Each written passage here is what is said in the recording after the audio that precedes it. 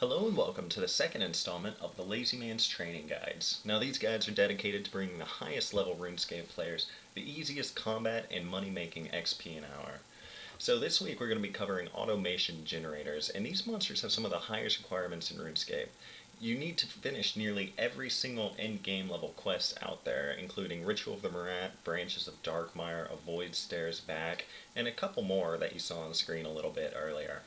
And since nearly all of Automation's drops are stackable, it's important to remember to only bring the essentials. Bring a teleport to a bank, your Charming Imp, and a couple of prayer potions, and that's really all you need as long as you're using Soul Split.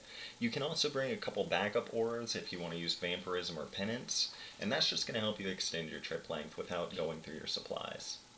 And personally, I would only use the Penance Aura or the Master Reverence Aura and toggle Soul Split to heal. I wouldn't use the Vampirism Aura here because these automations just aren't that tough. They don't do enough damage to you to warrant using that aura. Instead, I would definitely use Vampirism at Frost Dragons or somewhere where the XP and the money an hour are going to be a little bit higher and the monster a little bit tougher. If you're not careful though, automations can do some serious damage to you. If you look below, you'll notice they have a special attack where they slam their fists into the ground. Now, as those shockwaves go out, they do 1,000 damage to you if you're within 2 squares of them. So be very careful and make sure you're only attacking automations that are out of melee range from you, so you're not taking all that damage. And it's really easy to make sure that they're not hitting you with their special attack. Just find somewhere in the middle of their spawn and only attack the ones on the outer edge. Because you're using range and they're using mage, this should ensure that you're never within the special attack distance of them, which ensures much easier kills. And just like my first guide, I'm relying very heavily on the fully grown legendary pet from Solomon's store, which has the scavenge ability to pick up your drops. Now the trick with this is it will only loot one time every 20 seconds. So what I do is I start each kill with rapid fire, and by the time rapid fire recharges, because it's a 20-second cooldown, that means the pet is able to loot again. And since I'm starting the kill with rapid fire, I know by the time it gets fully recharged that the pet's going to go pick up the drop. You'll notice that if you're using both rapid fire and snapshot at automations, you'll kill them too fast and the pet won't loot their drop. So you'll notice that in this guide, I'm actually slowing down my kills an hour and giving up a little bit of XP in order to make up that XP with the cash drops I get, because the pet's going to be picking everything up and it requires less work on my part because I'm not having to run around all over the place looking for tiny little green seeds in the grass. And that can be extremely annoying if you're trying to find just one little Quarm seed somewhere in the grass, because it blends in very well.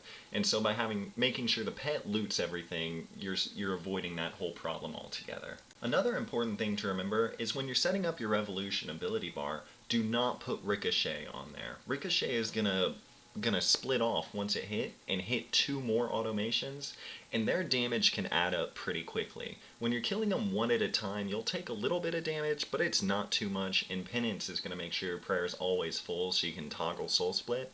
If you have 2 to 3 of them attacking you at once, it can get really dangerous even without the special attack, because they are fairly accurate on anything below level 80 armor.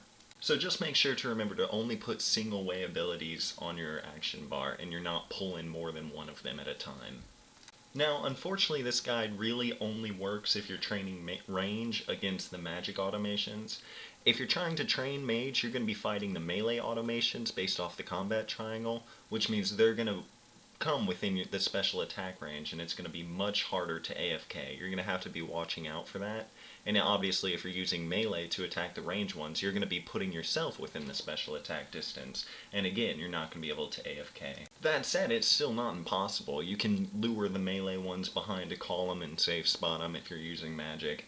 And it's not too hard to dodge the special attack, but I wouldn't recommend anything but range if you're trying for the easiest combat. Now, a big problem with automations is the requirements versus the rewards.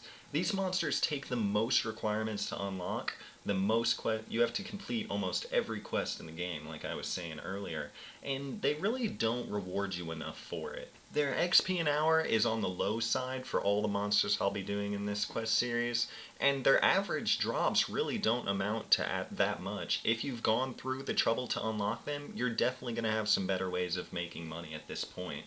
However, that's just their average drops. They do have a very rare chance to drop some level 85 tank gloves called the tracker gloves, and these gloves are going to be the best ones in the game at the time of this video, and they're worth about 18 to 22 million GP every time I go to sell them on the Grand Exchange. And so as you can see, I just finished up the 1 hour. The Penance Aura just ran out. I didn't have to use a single potion this whole time, and Soul Split and Penance kept me alive. So at the end I made 174,000 range XP, and I made about 1.5 mil GP without a glove drop. If I were to get one, obviously it would boost my XP an hour way up, and you can probably expect one every 8 to 10 hours. As always, thanks for watching, and be sure to leave a thumbs up if you liked it.